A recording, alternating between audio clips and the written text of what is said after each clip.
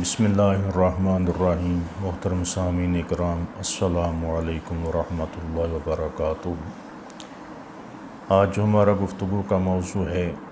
وہ ہے امیر المومنین خلیفۃ المسلمین حضرت سیدنا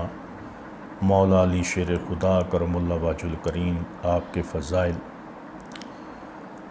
اور یہ ہماری اس موضوع پر دوسری نشست ہے۔ تو پہلی نشست میں ہم نے 20 احادیث مبارکہ آپ کے فضائل میں بیان کی تھیں،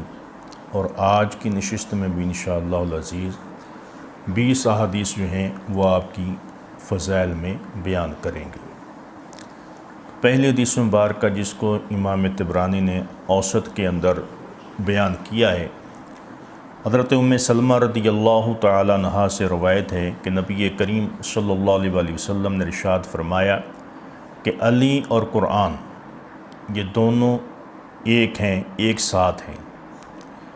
اور فرمایا علی اور قرآن یہ دنیا میں بھی اکٹھے ہیں اور قیامت والے دن حوض کوثر پر یہ مجھ سے دونوں اکٹھے ہی ملاقات کریں گے۔ تو یہ حدیث مبارکہ المعجم الاوسط صفحہ نمبر 135 پر موجود ہے۔ اور دوسری حدیث مبارکہ کہ جس کو مسند احمد اور امام حاکم نے المستدرک میں بیان کیا ہے کہ حضرت عمار بن یاسر رضی اللہ تعالیٰ عنہ سے روایت ہے کہ نبی کریم صلی اللہ علیہ وسلم نے حضرت علی المرتضیٰ شیر خدا کرم اللہ وجہ الکریم سے فرمایا کہ اے علی، دو شخص جو ہیں وہ بدترین ہیں، بڑے بدبخت ہیں، اور ایک تو قوم سمود کا احمر نامی شخص جس نے حضرت صالح علیہ السلام کی اونٹنی کی کونچیں کاٹی تھیں، جس کو آپ نے معجزے کے طور پر ایک پہاڑ پتھر سے پیدا کیا تھا کہ اللہ تعالیٰ نے اس کو پتھر میں سے نکالا تھا، تو وہ ایک عظیم نشانی تھی اللہ تعالیٰ کی۔ تو جس شخص نے اس کی کونچیں کاٹی، فرمایا وہ دنیا کا بدترین شخص ہے، اور دوسرا وہ شخص ہے جو تیرے سر پر تلوار سے وار کرے گا اور تیری داڑھی کو تیرے خون سے رنگین کر دے گا۔ تو یہ دنیا کی کائنات کے بدترین شخص ہیں، اور اس حدیث مبارکہ کو حضرت علی المرتضیٰ شیر خدا نے خود بھی روایت کیا ہے، حضرت صہیب رومی رضی اللہ عنہ انہوں نے بھی روایت کیا ہے، حضرت جابر بن سمرہ رضی اللہ عنہ انہوں نے بھی اس کو بیان کیا ہے۔ تو مسند احمد صفحہ 279 میں بھی یہ حدیث مبارکہ موجود ہے۔ اور تیسری حدیث مبارکہ کہ حضرت ابو سعید خدری رضی اللہ تعالیٰ عنہ سے روایت ہے کہ لوگوں نے حضرت علی رضی اللہ عنہ کی شکایت کی نبی کریم صلی اللہ علیہ وسلم کی بارگاہ میں، تو نبی کریم صلی اللہ علیہ وسلم نے ارشاد فرمایا کہ اے لوگوں، علی کی شکایت نہ کرو، اللہ تعالیٰ کی قسم وہ اللہ تعالیٰ کی ذات کے متعلق یا اللہ تعالیٰ کی راہ میں بڑے خوف رکھنے والے شخص ہیں۔ تو اس حدیث مبارکہ کو امام حاکم نے مستدرک میں اور الصواعق المحرکہ جو عربی کی کتاب ہے اس کے صفحہ 124 پر بیان کیا گیا ہے۔ اور اسی طرح چوتھی حدیث مبارکہ حضرت زید بن ارقم رضی اللہ تعالیٰ عنہ سے روایت ہے کہ نبی کریم صلی اللہ علیہ وسلم نے ارشاد فرمایا کہ مجھے علی کے دروازے کے علاوہ دوسرے دروازوں کو بند کرنے کا حکم فرمایا گیا ہے۔ اور یہ بات اس وقت کی ہے جب مسجد نبوی شریف کے اندر جو ہے دیگر صحابہ اکرام کے گھروں کے دروازے بھی کھلتے تھے۔ تو ایک وقت آیا نبی کریم سے ارشاد فرمایا کہ مسجد نبوی شریف کی طرف سب دروازے بند کر دیے جائیں سوائے میرے اور علی کے دروازے کے۔ تو آپ رضی اللہ عنہ کے متعلق ایک کہنے والے نے کہا کہ اللہ تعالیٰ کی قسم میں نے نہ کسی چیز کو بند کیا اور نہ کھولا، بلکہ مجھے حکم فرمایا گیا ہے کہ میں نے اس کی اطاعت کی ہے۔ تو مسند احمد صفحہ نمبر 284۔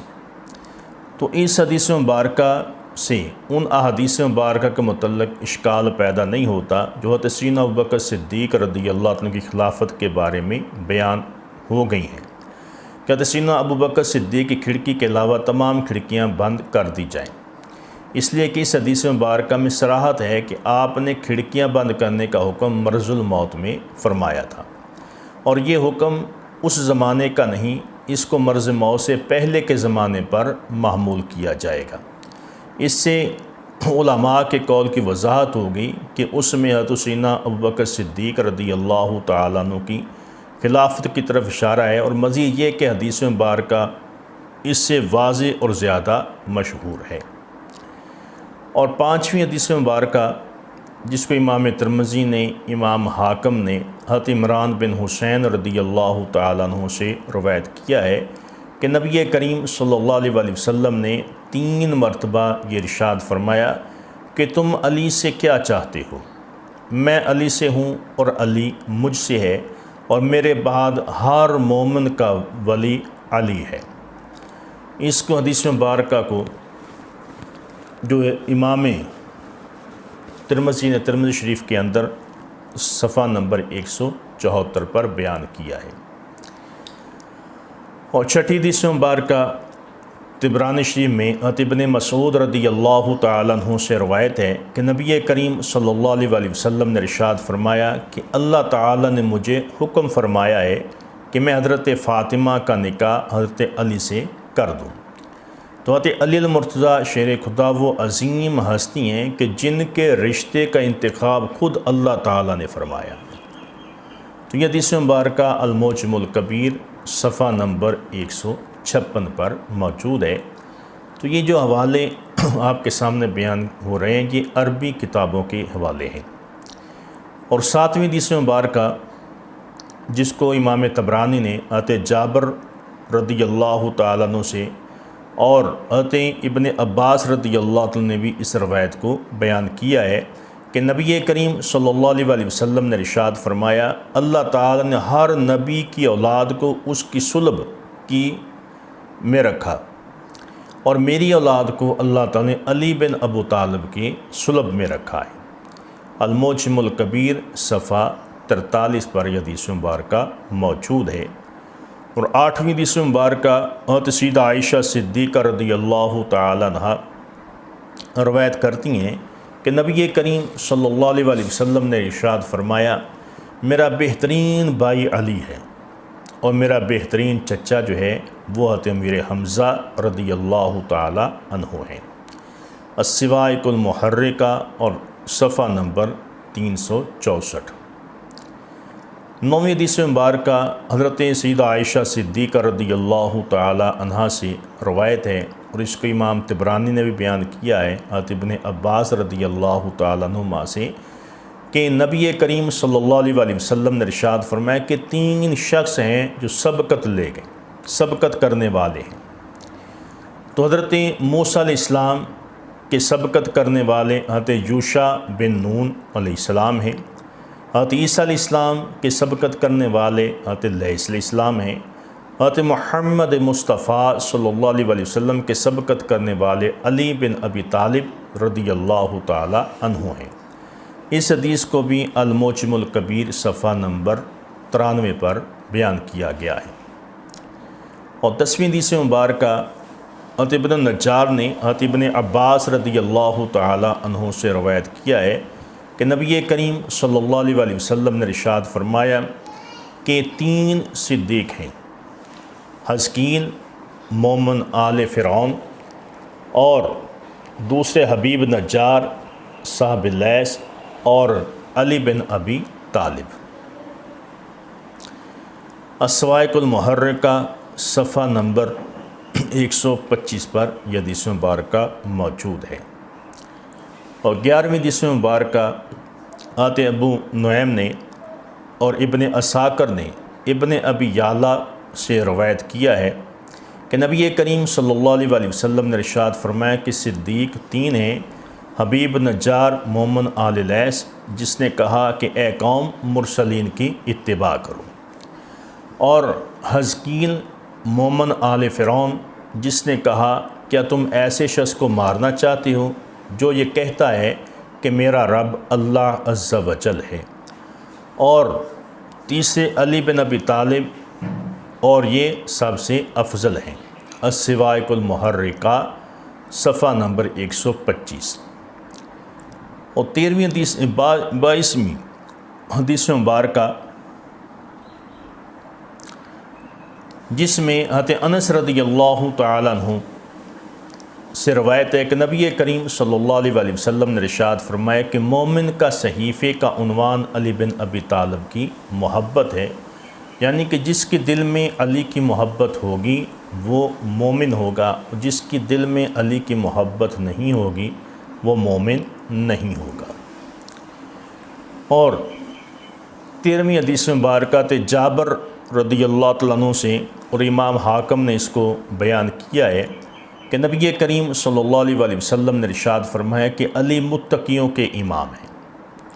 اور فاجروں کو قتل کرنے والے ہیں۔ جو اس کی مدد کرے گا وہ منصور ہوگا، اور جو اس کو تنہا چھوڑ دے گا وہ مخذول ہوگا۔ جو اس سے محبت کرے گا اللہ تعالیٰ اس سے محبت کرے گا، اور جو اس سے بغض رکھے گا تو اللہ تعالیٰ بھی اسے چھوڑ دے گا۔ مستدرک صفحہ نمبر 140۔ 14ویں حدیث مبارکہ، جس کو دارقطنی نے حضرت ابن عباس رضی اللہ تعالیٰ عنہ سے روایت کیا ہے کہ نبی کریم صلی اللہ علیہ وسلم نے ارشاد فرمایا کہ علی گناہوں کے معاف کرنے کا دروازہ ہے، جو اس دروازے میں داخل ہوگا وہ مومن ہوگا، اور جو اس دروازے سے نکل جائے گا وہ کافر ہوگا۔ اور 15ویں حدیث مبارکہ حضرت برہ رضی اللہ تعالیٰ عنہ سے روایت ہے، حضرت ابن عباس رضی اللہ تعالیٰ عنہ آپ نے بھی اس حدیث کو بیان کیا ہے کہ نبی کریم صلی اللہ علیہ وسلم نے ارشاد فرمایا علی کا مقام مجھ سے اسی طرح ہے جس طرح میرے بدن میں میرے سر کا مقام ہے۔ تو صواعق المحرکہ اور صفحہ نمبر 125 پر بھی یہ حدیث مبارکہ موجود ہے۔ 16ویں حدیث مبارکہ، جس کو امام بہقی، امام دیلمی نے حضرت انس رضی اللہ تعالیٰ عنہ سے روایت کیا ہے کہ نبی کریم صلی اللہ علیہ وسلم نے ارشاد فرمایا علی جنت میں اس طرح روشن ہوگا جس طرح دنیا والوں کے لیے صبح کا ستارہ روشن ہوتا ہے۔ تو یہ حدیث مبارکہ بھی الصواعق المحرکہ کے اندر عربی جو ہے صفحہ 125 پر موجود ہے۔ 17ویں حدیث مبارکہ ابن عدی نے حضرت علی رضی اللہ تعالیٰ عنہ سے روایت کیا ہے کہ نبی کریم صلی اللہ علیہ وسلم نے ارشاد فرمایا